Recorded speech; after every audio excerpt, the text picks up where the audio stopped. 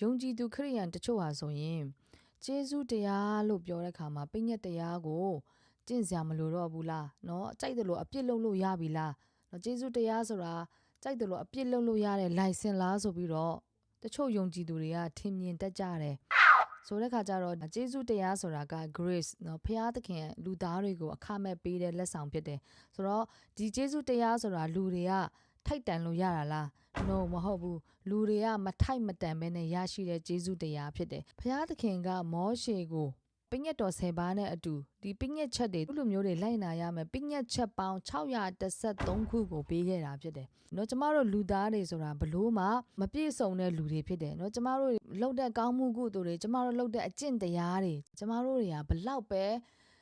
ပဲစူးစမ်းဘလောက်ပဲလုပ်ဒီဖရာသခင်ရဲ့တန့်ရှင်းခြင်းကိုဖြောင့်မတ်ခြင်းကိုကျမတို့ကမမီနိုင်တဲ့သူတွေဖြစ်တယ်အဲ့ဒါကြောင့်မလို့ကျမတို့လူအနေနဲ့ဘလောက်ပဲဒီပညတ်တရားတွေကိုစူးစမ်းမမီနိုင်တဲ့အတွက်ကြောင့်မလို့ဖရာသခင်က another plan ကိုကျမတို့ပေးခဲ့တာဖြစ်တယ်အဲ့ဒါဘာလဲဆိုရင်ကျေးဇူးတရားဖြစ်တဲ့အခမဲ့ရတဲ့ grace ဆိုတော့ကျမပြမယ်နော်ပညတ်တရားတွေကိုကျမတို့ကလိုက်တယ်ပညတ်တော်လိုက်တယ်ဆိုတဲ့အခါမှာတစ်ခုတည်းကိုလိုက်လို့မရဘူးကျမတို့ပညတ်တရားနဲ့ပညတ်တော်တွေဆိုတာအကုန်လုံးလိုက်ရတာဖြစ်တယ်ဆိုတော့ဖရာသခင်ကမောရှေကိုဂျူးလူမျိုးတွေအတွက်ပေးခဲ့တဲ့ပညတ်တော်10ပါးနဲ့အတူတခြားပညတ်ချက်ပေါင်း613ခုရှိတာဖြစ်တယ်ဆိုတော့ဒီပညတ်ချက်တွေအခု600ကျော်ကိုသင်လိုက်နိုင်မလားနော်သင်လိုက်မယ်ဆိုရင်တော့ဝတ်သားတစ်ခုတည်းမစားလို့မရဘူးပဇွန်တစ်ခုတည်းရှောင်လို့မရဘူးဥပုံနေ့တစ်ခုတည်းစောင့်လို့မရဘူးဒီပညတ်တရားတွေအားလုံးလိုက်ရမှာဖြစ်တယ်သင်လိုက်ဖို့စူးစမ်းခြင်းနဲ့ဆိုရင်ပြောတာဆိုတော့ပညတ်တော်ကိုသင်တစ်ခုတည်းကိုလိုက်ပြီးမှငါတော့ပညတ်တရားကိုကျင့်ဆောင်တယ်လို့ပြောလို့မရဘူးသင်တို့ကပညတ်တော်ကိုလိုက်တယ်လို့ထင်နေပေမဲ့သင်တို့လိုက်တဲ့ပညတ်မပြည့်စုံဘူးဘုရားသခင်ပေးတဲ့ပညတ်ချက်က600ကျော်ရှိတယ်အဲ့ဒီ600ကျော်ကိုသင်လိုက်နိုင်မလားအရင်မေးဆိုတော့ one day ဆိုတာဘာပြောရမလဲဆိုရင်အဲ့ဒီပညတ်ချက်600ကျော်ကိုဂျူးလူမျိုးတွေလည်းမလိုက်နိုင်ခဲ့ဘူးတယောက်မှမလိုက်နိုင်ခဲ့ဘူးအဲ့ဒါကြောင့်မလို့ဘုရားသခင်ကလူတွေကို grace ဆိုတဲ့အခမဲ့ရတဲ့ကျေးဇူးတော်ကိုကျမတို့ပေးခဲ့တာဖြစ်တယ်ဘုသူအဖြစ်လဲယေရှုခရစ်တော်အဖြစ်ယေရှုခရစ်တော်ဟာလူစားတိခံယူပြီးတော့အခုနကဂျူးလူမျိုးတွေအပါအဝင်တင်းနဲ့ကျွန်တော်မလိုက်နိုင်တဲ့ဘယ်လူသားမှမလိုက်နိုင်တဲ့ပညတ်တော်ခု600ကျော်ကိုသူကိုယ်တိုင်ဒီလောကကြီးမှာအသက်ရှင်နေတဲ့ကံမှာသူကိုယ်တိုင်အဲ့ဒီပညတ်ချက်တွေကိုတခုမှမချိုးဖောက်ပဲနဲ့အကုန်လိုက်လျှောက်ပြီးတော့အသက်ရှင်ပြီးတော့သူကားတိုင်းပေါ်မှာကျွန်တော်တို့မလိုက်နိုင်တဲ့အရာတွေအတွက်သူကိုယ်သူရစ်ကောင်အဖြစ်ပူဇော်ပြီးတော့ဒီအပြစ်တွေကိုဖြေပေးခဲ့တာဖြစ်တယ်နော်ကျမတို့ဒီပညတ်ချက်တွေကိုလိုက်မှကျမတို့ကဘုရားသခင်ရဲ့စံနှုန်းကိုမှီမှာဆိုတော့ဘယ်သူမှမလိုက်နိုင်ခဲ့ဘူးဂျူးလူမျိုးတွေတယောက်မှမလိုက်နိုင်ဘူးအဲ့ဒါကြောင့်မလို့ယေရှုခရစ်တော်ကတင်းနဲ့ကျွန်ုပ်အတွက်ကားလိုက်မှာသူအသက်ပေးပြီးတော့သူကိုယ်သူရစ်ပူဇော်ပြီးတော့အဲ့ဒီအပြစ်တွေကိုသူကဖြေပေးခဲ့တာဖြစ်တယ်ဒါကိုကျမတို့ကကျေးဇူးတော်လို့ခေါ်တယ်အဲ့ဒီဘုရားသခင်ပေးတဲ့အခမဲ့ပေးတဲ့ကျေးဇူးတော်ကိုယုံကြည်တော်သူလက်ခံတော်သူတိုင်းကစစ်မှန်တဲ့ကယ်တင်ခြင်းကိုရရှိတယ်စစ်မှန်တဲ့ကယ်တင်ခြင်းကိုရရှိတဲ့သူကကျေးဇူးတော်အောက်မှာဘုရားသခင်ရဲ့အလိုတော်ဝန်ခံလာတာဖြစ်တယ်ဘလို့ဝန်ခံလာလဲကျေးဇူးတော်အောက်မှာအသက်ရှင်တဲ့လူကနော်စစ်မှန်တဲ့ကယ်တင်ခြင်းကိုရတဲ့အခါမှာတန်ရှင်တော်ဝိညာဉ်တော်ကအဲ့ဒီလူထဲမှာဝင်ရောက်လာတယ်တန်ရှင်တော်ဝိညာဉ်တော်ဘုရားကအဲ့ဒီကယ်တင်ခြင်းကျေးဇူးတော်ကိုလက်ခံတဲ့လူထဲမှာရောက်လာပြီးတော့သူကဗာလဲအတွင်းနှလုံးသားကိုပြောင်းလဲပေးတယ်နော်ဘသူအဖြစ်လဲတန်ရှင်တော်ဝိညာဉ်တော်အဖြစ်ကျမတို့ကကျေးဇူးတော်အောက်မှာအသက်ရှင်တဲ့အခါမှာကျမတို့ရဲ့လုံနိုင်စွာကျမတို့ရဲ့ကိုချင်းတရားကျမတို့ရဲ့ဇာတိနဲ့ကျမတို့ကဘုရားသခင်ရဲ့ဆန်နှုံးမြောင်တန့်ရှင်းအောင်ဒီဥပုံနေစောင့်တာတော့เนาะဒီလိုပညတ်ချက်တွေကိုလိုက်ပြီးတော့ကျမတို့ကအဲ့ဒီပညတ်ချက်တွေကိုဂျူဒီအတိုင်းလုပ်ပြီးတော့ကျမတို့ကတန့်ရှင်းအောင်မကြိုးစားတော့ဘူးမကြိုးစားတော့ဘဲနဲ့ကျေးဇူးတရားအောက်မှာဘုရားသခင်ရဲ့အလိုတော်ကိုဝန်ခံလာတဲ့အခါမှာကျမတို့ကတန်ရှင်တော်ဝိညာဉ်တော်ကိုအားကိုးလာတယ်ကျမတို့အားကိုးတဲ့အခါမှာကျမတို့ကဘာလို့လဲဆူတောင်းတယ်ကျမတို့အခက်ခဲတွေရှိရင်တရှင်တော်ဝိညာဉ်တော်ကိုပြောတယ်ဖခင်ကိုပြောတယ်ကျမတို့ကျမ်းစာဖတ်တယ်တို့လောက်လာတဲ့အခါဘုရားအလိုတော်သိလာတယ်အလိုတော်သိတဲ့အခါမှာကျမတို့အလိုတော်ဝန်ခံလာတယ်ဝန်ခံလာတဲ့အခါမှာကျမတို့အတွင်းထဲမှာရှိတဲ့တန်ရှင်တော်ဝိညာဉ်တော်ကကျမတို့ကိုတဖြည်းဖြည်းနဲ့ဒီအပြစ်တွေကိုအောင်နိုင်တဲ့ခွင့်ကိုပေးလာတာဖြစ်တယ်ဘသူအဖြစ်လဲတန်ရှင်တော်ဝိညာဉ်တော်အဖြစ်ဘုရားသခင်အဖြစ်နော်ဆိုတော့ကျမတို့ကကျေးဇူးတရားအောက်မှာအသက်ရှင်တဲ့ခါမှာဘုရားသခင်ရဲ့ကျေးဇူးတော်ကိုနားလည်ပြီးလို့ပြောတဲ့ခါမှာကျမတို့ကပညတ်တရားတော်ကလို့ကြောက်တဲ့စိတ်နဲ့တာဝန်တစ်ခုအနေနဲ့ဝတ္တရားတစ်ခုအနေနဲ့ဂျူတီတစ်ခုအနေနဲ့ဒီပညတ်တော်တွေကိုလှုပ်တာမဟုတ်ဘဲနဲ့เนาะကျမတို့ကဘာဖြစ်လဲကျေးဇူးတရားအောက်မှာတက်ရှင်တဲ့ခါမှာဆိုရင်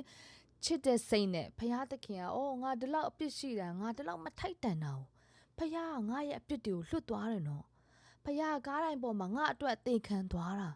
ဖယားကိုအရန်ချစ်တယ်ကျေးဇူးတင်တယ်ဆိုတဲ့စိတ်နဲ့ကျမတို့ကနှလုံးသားထဲကနေအလိုအလျောက်တန့်ရှင်းစွာအသက်ရှင်ခြင်းလာတယ်ဖယားမကြိုက်တဲ့အရာတွေကိုရှောင်လာတယ်ဖယားကအခုနပြောတယ်နော်ဖယားသခင်ပေးတဲ့ပြည့်ညက်တရားတွေကိုနှလုံးသားထဲမှာတိလာတယ်အော်ဒါဖယားမကြိုက်ဘူးဖယားမကြိုက်တဲ့အတွက်ကြောင့်မလို့ဇာတိက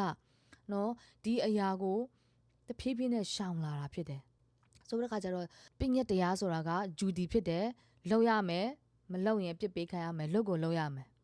ဒါလုပ်မှဒါရမယ်အဲ့ဒါပြည့်ညက်တရားအဲ့ဒါဂျူဒီလို့ခေါ်တယ်နော်ဆိုတော့ကျေးဇူးတရားဆိုတာကကြတော့သူက devotion ဖြစ်တယ်နော်နှလုံးသားထဲကလုပ်ကိုလုပ်ရမှာဆိုပြီးကြောက်လို့လုပ်ခြင်းမဟုတ်ပဲနဲ့နှလုံးသားထဲကိုလုပ်ခြင်းလာနှလုံးသားထဲကဟာငါဒီအပြစ်တော့မလုပ်ဘူးငါချစ်တဲ့ငါဖခင်ကမကြိုက်ဘူးငါဒီအပြစ်ကိုငါမလုပ်ဘူးဆိုပြီးနှလုံးသားထဲကအလိုလိုနဲ့ရှောင်လာ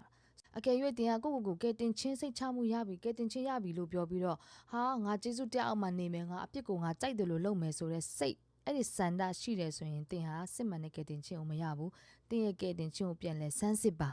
ဘုရားသခင်ရဲ့ကျေးဇူးတော်ကိုဘုရားသခင်ရဲ့ကျေးဇူးတရားကိုနားလည်တဲ့သူပါကျေးဇူးတည်တတ်တဲ့သူကကျေးဇူးမကမ်းဘူးကျေးဇူးရှင်ကိုကျေးဇူးမကမ်းဘူးဒါကတော့ကျမတို့လူပတ်ဝန်းကျင်မှာတွေ့ရတဲ့အရာဖြစ်တယ်အဲဒါကြောင့်မလို့နားလေစေချင်တယ်မိတ်ဆွေတမန်ကျမ်းစာကိုကျွန်မပြောပြမယ်နော်ယောမ6:14မှာသင်တို့ဒီပြည့်ညက်တရားအောင်နိုင်မရှိဂျေဇုတရားအောင်နိုင်ရှိသောကြောင့်ဒုစရိုက်အဖြစ်တွေသင်တို့ကိုမအုပ်ဆိုးရနော်ကျမတို့ကဂျေဇုတရားအောင်မှာရှင်သန်တဲ့အခါမှာအပြစ်ကကျမတို့မအုပ်ဆိုးနိုင်တော့ဘူးဘာလို့လဲအထဲမှာတန်ရှင်းသောဝိညာဉ်တော်ကျမတို့ကအားကိုးလာတဲ့အခါမှာတန်ရှင်းသောဝိညာဉ်တော်အပြင်ဖျားမကြိုက်တဲ့အရာတွေကိုအလိုအလျောက်နှလုံးသားထဲကိုရှောင်လာတာဖြစ်တယ်အဲ့ဒါဂျေဇုတရားအောင်မှာရှင်သန်ခြင်း walk by the spirit လို့ခေါ်တယ်။အားကြောင့်မလို့မိတ်ဆွေကိုကျွန်မနော်ဒါလေးကိုနားလဲစေခြင်းနဲ့တမန်ကျမ်းစာကိုသိချဖတ်ပါပြီးတော့ကျမတို့ဂလာတိခန်းကြီး9အငယ်16မှာဆိုလေ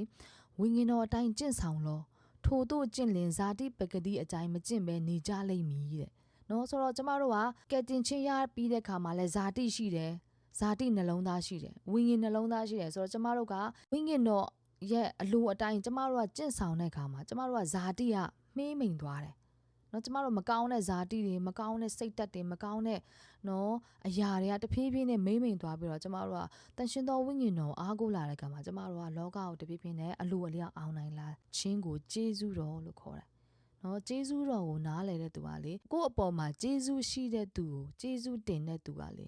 ကျေးဇူးတင်တဲ့နှလုံးသားကဘယ်တော့မှကျေးဇူးမကမ်းဘူး။အဲ့ဒါကိုကျေးဇူးတော်လို့ခေါ်ပါတယ်ကျေးဇူးတရားဆိုတာနော်အပြစ်ကိုစိတ်ကြိုက်လုပ်ဖို့ပေးတဲ့ license မဟုတ်ပါဘူးကျေးဇူးတော်ဆိုတာကအပြစ်ကိုအောင်နိုင်ဖို့အတွက်တန်ရှင်းသောဝိညာဉ်တော်ကပေးတဲ့အစွမ်းတကူဖြစ်ပါတယ်အဲ့ဒါကြောင့်မလို့ကျေးဇူးတရားကိုရရှိတဲ့သူကျေးဇူးတော်အောက်မှာအသက်ရှင်တော်သူဟာဆိုရင်ပြင်ပဒီစီကန်းနေဒီစီးမြင့်စီကန်းတွေကိုကြောက်ပြီးတော့လိုက်နာရတဲ့သူမဟုတ်တော့ဘဲနဲ့ခရစ်တော်ရဲ့မေတ္တာကိုနားလည်ပြီးတော့အယံကျေးဇူးတင်တဲ့အတွက်ကြောင့်မလို့နှလုံးသားထဲကနေအလိုအလျောက်ဖျားမကြိုက်တဲ့အရာတွေကိုရှောင်လာခြင်းတန်ရှင်းတဲ့အသက်တာနဲ့အသက်ရှင်လာခြင်းကိုအဲ့ဒါကိုကျေးဇူးတရားလို့ခေါ်ပါတယ်ကျေးဇူးတရားအောက်မှာအသက်ရှင်တဲ့သူဟာလွတ်မြောက်မှုရတယ်နော်ကိုဘောင်ခတ်ပြီးတော့အမြဲတမ်း guilty ဖြစ်တဲ့စိတ်နဲ့အသက်မရှင်တော့ဘူးအဲ့ဒါကြောင့်မလို့အခုမိတ်ဆွေကိုလည်းဒီစစ်မှန်တဲ့ကျေးဇူးတရားအောက်မှာအသက်ရှင်နိုင်တဲ့လူဖြစ်ပါစေလို့ကျွန်မဆန္ဒပြုပေးလိုက်ပါတယ်အခုလိုမျိုးယုံကြည်ခြင်းဆိုင်ရာအကြောင်းအရာလေးတွေကိုစိတ်ဝင်စားရဆိုရင်ကျမတို့ရဲ့ဒီ Believer Podcast ကို like follow and subscribe လုပ်ထားပါကျမတို့ YouTube မှာလည်းရှိမယ် Facebook မှာလည်းရှိတယ်ပြီးတော့အခု TikTok မှာရှိပါတယ် May God bless you all နောက်ထပ်ဗီဒီယိုလေးမှာပြန်တွေ့ကြမယ်